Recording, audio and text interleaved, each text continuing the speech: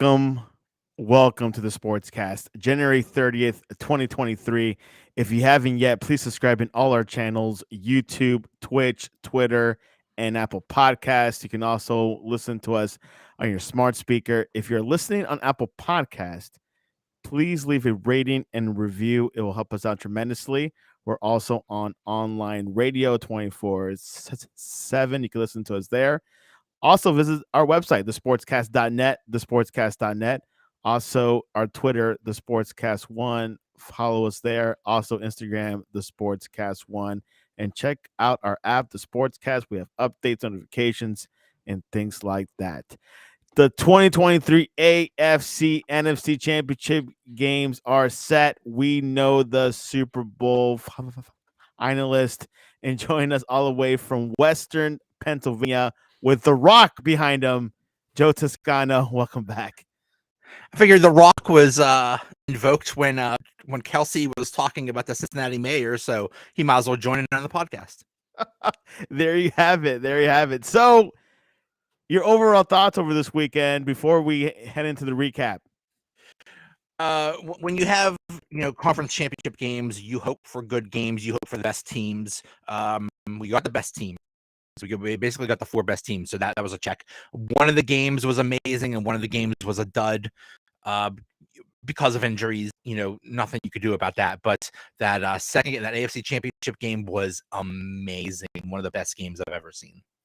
As predicted, I think that second game was definitely one of the best of the two. The first one, we'll get into it, was a little bit dull. I think I would say that Coach Shanahan didn't expect it though. There's nothing you could do when you when your third, fourth, fifth string quarterback goes down. What do you there's just nothing they could do. They literally did not have a quarterback that could throw the ball. You have no chance of winning when that happens. There's no chance of winning. Well, anyways, we're gonna go right into the recap. Actually, I'm gonna change the order a little bit because that momentum coming into this, I cannot leave without it. How does that sound? Sounds good. All right, let's go into the first game that we just talked about a 2 seconds ago. The Eagles playing at home against the 49ers. That was pretty much what's going to happen there. Well, anyways, the top seed Eagles manhandled the Niners 31-7 in the NFC Championship game yesterday, Sunday, and will meet against the Chiefs. But the Eagles rushed for 4 touchdowns, Joe, 2 by Miles Sanders, and on their way to convincing victory over the injured 49ers. Scott also had a touchdown as well. Your thoughts over the Eagles' performance? The Eagles are really, this is their year. This is, they have looked amazing from day one. They have everything in place. Great offense, great defense, good quarterback. Oh, actually, great quarterback. Jalen Hurts was an MVP candidate. They have everything in place. They set a record for rushing touchdowns this year by Jalen Hurts and the entire team. They broke a record from 50 years ago or something like that. Just everything is going well for them, and they had a relatively easy path to the Super Bowl. This is why you want the number 1 seed. You get the week off, and then you get a not so great opponent in the Giants, and then you get this dud, in the 49ers getting hurt. So they've had a relatively easy path to the Super Bowl, but they are looking amazing right now. I can't see anybody stopping them, not even the Chiefs. And here's why one of the reasons that was easier yesterday. Brock Purdy injured his elbow in the first quarter, and he couldn't come back. Josh Johnson had to come back. Had to come back in the game. Had to come in the game. He had 74 yards. A fifth-string quarterback, Christian McCaffrey, did all he can do. But the Niners, with the quarterback issue, without Brock Purdy, ain't good. There's nothing they could do. I mean, he was their third guy. I mean, Trey Lance was the one guy, and he got hurt after the first game, and it was Jimmy G for most of the season that he got hurt. So Brock Purdy's the number 3 guy. He gets hurt. Then you're down to Josh Johnson, his 4th guy, who's just a journeyman who's played on a million teams. That it was just a really tough situation to be in, and you just feel for the 49ers. It's just they were just bad luck. Yeah, bad luck as well. CMC was about to play poor quarterback, but didn't get to. You did. I mean, Christian McCaffrey was about to play quarterback. Did not. I don't believe he got a snap, right? He didn't. That would have been cool to see. I mean, I think he threw a couple touchdown passes so far this year or something like that. It would have been interesting to see what they could have done. But when you're in a situation where you don't have any of the quarterbacks, people are saying that they should have a rule. They had something called a third quarterback rule about 10 years ago, where you're allowed to have 3 quarterbacks on. But what the league said was, we'll take that away, but we'll add an extra roster spot, so you don't have to make it for a quarterback. You can make it for anything. So really, if this was such a big deal, the 49ers could have had a third quarterback on there if they wanted to. But I mean, when you're down to your 4th, 5th string quarterback, how good are you going to be anyway? It was just a really unfortunate situation for the 49ers. And also quarterback Josh Johnson got a concussion, so he had to leave as well. So Brock Purdy was pretty much couldn't throw. He had to give a whole lot to the ball to Christian McCaffrey. Kittle had 32 yards in receiving, Debo 33 yards, McCaffrey 84 yards rushing, Josh Johnson 74, Brock Purdy 23. If it wasn't healthier squad, Joe, would have been different. Closer. I think it would have been a really interesting game. I still think the Eagles would have won, but I think it would have been an interesting game. The Eagles defense was just manhandling the 49ers offensive line, and the 49ers offensive line is supposed to be one of their strengths. So that was a problem. And the Eagles, we don't know what the Eagles offense did pretty well against a very good 49ers defense. So we don't know. That's a big thing, is we just don't know what would have happened. Most likely the Eagles probably would have won. It just would have been much closer. Hurts had 121 yards, Gainwell 48 yards, Miles Sanders 42 yards, Hurts 21 yards rushing. Receiving, not much going on. Devontae Smith 36, A.J. Brown 28 yards, Gainwell 26 yards rushing, but it felt like receiving, it felt like they were just running the ball a lot. Basically, the Eagles understood the situation and just said, let's just run out the clock and, just do that. But in terms of receiving, there was that big play to Devontae Smith early in the game that it was a gorgeous catch, which actually wasn't a catch, but the Eagles were smart enough to hurry up and run a play so that they couldn't check it on replay, which was brilliant on their part, but a horrible failure of the officiating, which is just the officiating had a really bad day in both games. But just kudos to the Eagles for saying, basically Devontae Smith said, hey guys, hurry up and run the play, because I didn't really catch that, and they did. They hurried up and ran the play, and there's nothing you could do there. So kudos to them for pulling that off. Bengals Chiefs AFC Championship game. This one's a lot closer. First half, the Chiefs won 13-6, so it was going back field goals. One touchdown by the Chiefs. The second half was a little bit more action. 2 touchdowns by the Bengals. Kansas City Chiefs also scored a touchdown and a field goal. Came down to a field goal, 23-20. That final play that caused a penalty hurt the Bengals, got the Chiefs, and scored that field goal. The penalty was was by Joseph Osai, but that play was very immature. But the Chiefs had the edge. You feel for the guy that it's just a really unfortunate situation. Players lose their cool all the time. But he just happened to make a critical mistake at the worst possible time. If he does not push Mahomes and they have to kick a field goal from there, most likely they do not make that field goal because it was really cold and you cannot, it's 55 very yards out, I difficult think. yeah, it would have been a very long field goal. When it's very cold, it's very difficult to make field goals. So most likely he probably would have missed and it would have gone to overtime and then who knows what happened. So really Asai cost his team the game, but in reality, there's a million things that go on in the game. It just happened to be the last thing. So just, I mean, he's going to get, so he even got something from his teammate. His teammate was yelling at him, but his other teammates were supporting him. You feel for the guy. You hope it doesn't mess him up too much, but still really unfortunate thing to happen. And it cost him the game. Worst possible time to make a mistake like that. How about Mahomes running with that sprained ankle injury, but he was going all out? That was the thing during the whole week. Like, how bad is Mahomes hurt? How bad is he hurt? High ankle sprain. Usually when you have a high ankle sprain, you're out for several weeks. How's this guy going to play? Not only did he play well, he was just, now he did not, obviously it bothered him because he was not as mobile as he usually was, but it did not affect his throwing at all. And then when the championship is online and your chance to go to the Super Bowl, he's like, screw it, I'm running. And he ran for it in a key play. So obviously he is hurting like crazy, but kudos to him and the medical staff for getting him ready. Who knows what they had to do to get him ready.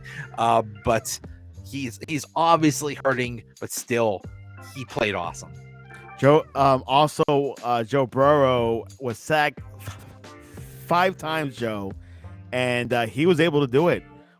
He was a little bit beat up towards the end, but finished with 270 yards passing to go with a touchdown and 2 interceptions for the Bengals. He had a good performance. Did you think? He had a good performance, and the story going in was, what are the Bengals going to do? They have a really poor offensive line. They had injured, they try to do things throughout the year to make it better, but then those players got hurt. So now they're down to their backups. They're down to having a poor offensive line again. And we thought that was going to be an issue when the Bengals played the Bills, but either because the Bills aren't as good or because of the snow that really limited their rush, so it didn't affect the Bengals. But the Chiefs, Chris Jones is an absolute monster, and he was huge. I think he had like 8 pressures on the game or something like that. He was an absolute monster in this game, and they could not stop him. So the poor offensive line really came back to hurt the Bengals. But Joe Burrow is just amazing. He is right up there. He's basically, Mahomes is number 1. Maybe Hurts number 2, but Joe Burrow is number 3 quarterback in the NFL right now. He is just amazing. Some of those throws he made was awesome. Now, he did have a couple interceptions too, so he wasn't totally perfect, but he still had a good game. Joe's saying it. He's saying it. Burrow is in the top 3 quarterbacks of the NFL. T. Higgins had 6 catches for 83 yards and a score. Good game by him. Mahomes threw for 326 yards and 2 touchdowns. Marquez Valdes-Scantling, Joe, led with 116 yards and a touchdown. He had a good game. Yeah, that was another thing. I think at one point, Juju Smith-Schuster got hurt. I think Tony got hurt. I think they had like 3 wide receivers that got hurt during the game. So, the Chiefs were limited during the game. There was talk before the game that Travis Kelce had an injured back. He was having back spasms or something like that. He still had a good game, 7 catches, 78 yards and a touchdown. Marquez Valdes-Scantling had a good game.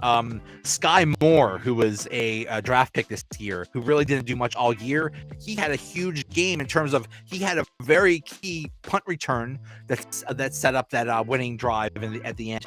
And he had 3 catches. So, they just got contributions from a lot of people, and that's a story all year. It was like, well, we don't have Tyreek Hill. We got to get contributions from other players. Travis Kelce had a back and all, had 7 catches for 70 yards and a score. And of course, the Chiefs won the AFC Championship game, going to the Super Bowl. Let's play this clip of why Joe has the rock behind him and Kelsey's victory speech. I appreciate you. How about this beautiful trophy? Huh? Hey, I got some wise words for that Cincinnati mayor. Know your role and shut your mouth, you jabroni. You gotta fight for your right to party! I knew he was gonna be up for one more of those. Okay, so that's why Joe has the rock behind him. When I first listened to it, I was like, hold on, that sounds very familiar. It's the rock. If you smell what Travis Kelce is cooking. That was a story. You know, there's a debate of how much does trash talk have in a sporting event. You know, when one team trash talks another, does that actually affect them? And you know, the standard cliche responses was like, oh no, we just play our game, we're gonna play, you know, whatever cliches they want to use. They say it doesn't bother them. In reality, it bothers them a lot. There was Mike Hilton calling it Burrowhead because the Bengals kept winning. Like they won like 3 in a row against the Chiefs, like in the past 13 months. It's an amazing statistic. The mayor of Cincinnati wondering if Burrow is the Chiefs' daddy or something like that. Like, dude, what are you doing?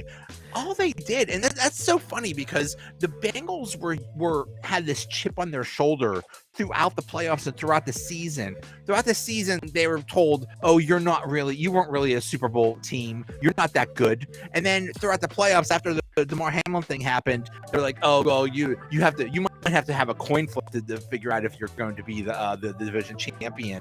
And we're hoping that the game's in Atlanta, so it's Bills and Chiefs and all this stuff. They used all this as motivation, but then they turn around and do a whole bunch of trash talk to the Chiefs and just motivate the heck out of them. Bengals, what are you doing? That was really dumb. I do agree. Trash talking does come into play in the strategy. I remember when the Chicago Bulls back in the late 90s would do that. Also, Phil Jackson's Lakers, they would mess with Scottie Pippen's head, and it causes them to win the series. So it does play a role. Let's look at the final bracket of this year's 2023 NFL playoffs. As you can see, Eagles versus Kansas City. They're going to Phoenix. Joe, I know this could be an early prediction, but what do you think so far? You don't have to make your final prediction, but what is your gut telling you right now? My early thought is that the Eagles, it's just the Eagles' year. Everything is going just perfect for them. They got the quarterback, they got the running game, the offensive line, the defensive line, the defense. Everything is going perfectly for them. This is their year. Chiefs are really good too, but they're also hurt. I'm sure in 2 weeks, Mahomes' ankle will feel much better, but still, it's probably going to bother him a lot. And the only advantage the Chiefs have is that they've been to the Super Bowl recently, and the Eagles really have. And the Eagles were there a few years ago when they beat the Patriots, yeah, but not Jalen Hurts. So, you know, maybe the allure of the Super Bowl might hurt the Eagles a little bit, but really this is one of the most stacked teams I've seen in a long time. They just excel in every area. I agree with Joe. From seeing yesterday's games, I think the Eagles have the full package. They got the receivers, they got the running backs, and then they got the quarterback, the X factor. I will pick the Eagles as of right now. Obviously, need 2 weeks to dissect. Mahomes has 2 weeks to heal, not enough for a sprained ankle. I was watching the games yesterday with the doctor, and he was like, "Man, you need 6 weeks to heal." So, yeah, not enough time. It was amazing that, you know, he was able to run around the way. Well, he didn't run around, but it was amazing that he was able to play at all and still make those throws. Really impressive. So either he didn't really get diagnosed, or they did some magic to get him ready for the game. Who knows what they pumped him with? He was walking fine during the press conference this past week. Was walking the field. He was practicing. He was more healthier than Kelsey, looking at paper, but on paper. So we'll see what happens. 2 weeks. I'm sure they got the best medical staff in the world compared to other teams. I'm just kidding. Dolphins. Yeah, exactly. We got a comment from from Limit XS. She says, "What's good?" I think it's a he or she, whatever. And he or she is from Twitch. So what's good? The Chiefs made it and the Eagles made it. That's what's good. All right. We got some news. A lot of coaching changes. The big one that's happened overnight is Mike McCarthy to call plays as Cowboys because they parted ways with the offensive coordinator Kellen Moore, who used to be a player in the NFL. Your thoughts on that, Joe? And I believe Kellen Moore is going to the Chargers. So Yep. the Cowboys had, I think, the 4th ranked offense in the NFL. Bro, what do you want? Like what do you want to be? Top 3, top 2? Like, what do you want? You're already one of the best offenses in the NFL. What do you want? You know, I don't understand what happened there. The Cowboys, they're just fun because, you know, it's the same thing every year with them. They're going to be overhyped. Then they're going to win some games and think this is our year. And then they're going to fail in the playoffs. And it's a wonderful thing. And then we're going to make fun of them all again. So, you know, let's just keep that cycle going every year. Yeah. You know, things are interesting in Cowboy land, Jerry Jones land. So more, as Joe said, he is going to Los Angeles Chargers, so he's fine there working with Justin Herbert. So that's something that is definitely looked at. Maybe have Brian Staley going on. Vic Fangio, he is officially the defensive coordinator for the Miami Dolphins. He is known. He has coached the Broncos as a head coach. Did not do well as a head coach, but he's a very good defensive coordinator. Your thoughts on this hire? Huge get for the Dolphins. Fangio is one of those classic coordinators that are really good coordinators, just a lousy head coach. Do not let him be a head coach, but as a coordinator, he is awesome. His defense is actually being copied by many teams in the league this year. That's how good he is. That's how good of a mind he is. So this is a huge get for the Dolphins. This is just nothing but good, really smart. You know, you have your offensive well, let's just call him a genius with Mike McDaniel. He's highly regarded in the offensive realm. And now you have somebody that's highly regarded with the defense. That's great. You just got to make sure you have the players and make sure that they're healthy, but they are well on their way to being much better next year. Yeah, Dolphins are definitely making some changes, some tweaks, so we'll see what happens. Panthers have a head coach. They got Frank Wright, who was the former Colts head coach. Now he is in Carolina. Darnold is the quarterback they have so far. Your thoughts on this hire? I don't want to say I'm disgusted, but I'm very upset about this. When you run your business, hey, I'm who am I? I'm just some schmuck in the basement. Who am I to tell some billionaire what to do? But when you have a situation in Carolina where they had what's his face, Matt Rule, who came from college, that did not work. They fired him, and in the middle of the season, they brought in Steve Wilkes, I believe his name is. Yeah, that's correct. Traded their best running back, Christian McCaffrey, traded their best wide receiver in the middle of the season, and guess what? They started winning after all that happened. How do you let a guy go that the players obviously love and play hard for? What the heck is going on? And you go to Frank Reich, who was a failure in Indianapolis, when Indianapolis had a talented team and he couldn't figure that out, and you make this guy the head coach. Come on, man. Come on. It's ridiculous. When a black person becomes head coach, a lot of times they're successful and they get fired anyway. It happened in Detroit. I believe it happened in elsewhere. I think it happened in Arizona too one time. What's going on here? You had a successful head coach, and yet you fire him. Ridiculous. That Brian Flores lawsuit, I hope they sue. I hope they win. I hope that they sue, because there's something obvious going on, that the hiring practices are against black people for some reason. Ridiculous. Another rumor of a hire that might happen within seconds is DeMarco Ryans heading to the Texans. Demeco Ryans actually is his name. So Texans have had several coaches in the past couple of years. Demeco Ryans, I think he's on the verge of sign that contract. Your thoughts on this hire? Ryans, I believe, played for the Texans. He was a Correct. star there. He's highly regarded. He is young as heck. I'm not exactly sure how old he is. He's very young, but he did such a good job with the 49ers. This is an obvious fit. A player that used to play with him. He knows the Texans. So hopefully he does a great job, and hopefully they keep him, because I don't know what's going on in Houston. They fire coaches after 1 year. This is I believe the third coach in 3 years. What's going on? Like,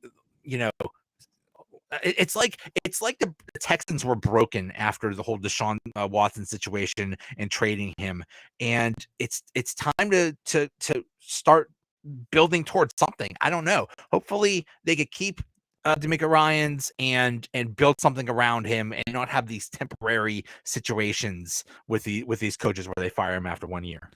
DeMeco Ryans, obviously, he's currently right now the San Francisco 49ers defensive coordinator. Had a great run until they faced the Eagles. So he's a very young, successful coach. And as Joe said, he used to play with the Texans, so he knows the environment, the culture. So he is about to be announced maybe this week, maybe not next week. We'll see. These contracts have a little bit of the details. So a lot of hirings to go. Obviously, Sean Payton's still available, Joe. Do you think he might end up somewhere, or he might not end up anywhere? I gotta tell you, I am in absolute shock that he's not with the Cowboys. I am in shock that the Cowboys did not fire McCarthy and bring in Sean Payton, because Jerry Jones has had a love affair. He's had a crush on Sean Payton for years now, because Sean Payton started out as working on the Cowboy staff. Then he went to coach the Saints. So I figured as soon as Payton became available that he was going to go somewhere. From what I understand, and there's the rumor that if you want Sean Payton, he's still on the contract to the Saints. So if you want him, you're going to have to trade for him. And the Saints are asking like multiple first-round draft picks for him. So maybe that might hold up things, but still, I would imagine he's going to end up somewhere. You can't just, he's just too good to just sit out. Correct. And that's probably the dilemma. A lot of these teams cannot hire him easily because he's still under contract with the Saints. I don't know how long he has that contract with, but if they want to hire him this year, they got to do some trades. It's like dealing with a player. That's just how it works. So we'll see what happens. Maybe the Broncos, that position is open. I think there's one guy, I believe, they're really interested. Jim Harbaugh actually talked to the owner of the Broncos last week. So things are still in negotiations with Jim Harbaugh, maybe. That's weird, because he said he's staying with Michigan. But hey, money talks. And How much you say again? Yeah, exactly. So, money talks. So yeah, we'll see how that all shakes out. I don't know who wants to coach Denver, though, because it's a bad situation. You're stuck with Russell Wilson, who knows what's going on with him, and you also have no draft picks, so it's hard to build. So who knows what's yeah, I don't know. They took a big swing and a huge miss with the whole Russell Wilson thing. So we'll see how that all shakes out. Yeah, Broncos, big shoes to fill. So we'll see what happens in the next upcoming weeks. Poll question of the day, Joe. What goes best with croissants? Options are butter, Nutella, jam, or honey. You can say other as well. What is your answer? Oh gosh, that's hard. I would say butter, but you know what my answer is, other. I like a croissant breakfast sandwich. A croissant, sausage, cheese, and egg. That is my jam right there. I get that from a certain national chain that rhymes with Funkin' Nuts, and I was thinking of Burger that's King. my jam. Oh, you know what? Burger King sandwich is They're good. Number one breakfast sandwich. Yeah, I forgot about the sandwich.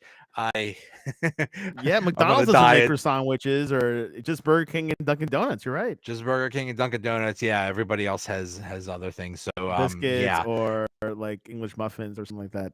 yeah. So that's my answer. Cool. I actually really like Nutella with croissant. I think that works well. I But never butter is a had good that. default. It sounds awesome. Nutella on anything sounds awesome. Really. Yeah, Nutella in anything, even on pizza. I haven't tried. Well, yeah, it is. I've actually tried it on pizza. Whoa, It's pretty good. whoa. But with no cheese or sauce, just Nutella on like. Oh, pizza Nutella. crust. Okay, so yeah. Oh, that would be interesting. Yeah. Anyways, you can vote on our Twitter, twitter.com/the sportscast1 to get your voice, get your vote heard of what goes best on croissants.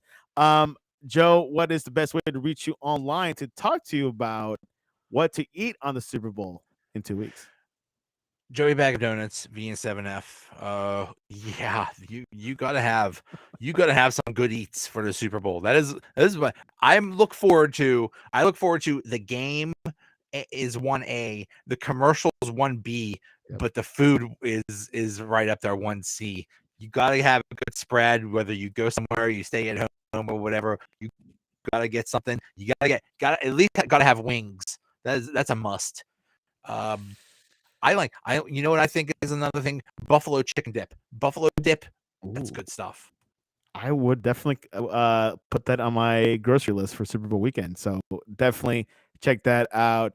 You can reach us at the Sportscast1 on Twitter, also the sportscast.net on our website. So, and check out our shows tomorrow. Sports Talk 101 Tuesdays. These guys will talking about the refs, the officiating of what happened this past weekend, also Super Bowl, what to look forward to.